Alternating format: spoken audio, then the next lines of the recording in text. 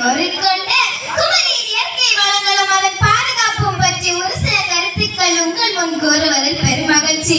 முக்கடலும் முத்தமிடும் குமரி, முக்கணிகள் நிறைந்த குமரி, மும்மாரி மலைவளம் நிறைந்த குமரி, நன்சை புன்சை செழிக்கும் குமரி, கனிம வளம் நிறைந்த குமரி, இன்னும் கூறிக்கொண்டே போகலாம். இத்தகைய வளங்கள் நிறைந்ததே நம் குமரி மண்ணாகும்.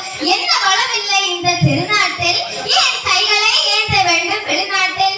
இவ்வாறு எல்லா வளங்களுக்கும் செல்வ செழிப்புக்கும் புகழ் பெற்றதே நம் குமரி திருநாடாகும். ஆனால் நாம் சிந்திக்க வேண்டிய விஷயம் என்னவென்றால், இத்தகைய வளங்கள் பாதுகாப்பின்றி அழிந்து கொண்டே போகின்றன. இதற்கான காரணம் என்ன என்று ஒரு முறையாவது நாம் சிந்தித்தது உண்டா? இல்லை எனில் நாம் குமரி கண்டத்தின் மீது தரிசனையின்றி உள்ளோம் என்பதே அறிவுபூர்வமான உண்மையாகும்.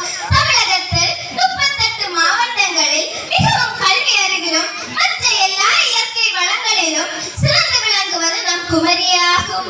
எங்கள் குமரியின் நிறையே எங்கள் வளமை என்று எத்தனை பேர் குமரியின் வளங்களை பாதுகாக்க முயற்சி எடுக்கின்றோம் என்று ஆராய்ந்து பார்த்தால் 100க்கு 10% கணக்கில் கூற முடிகிறது.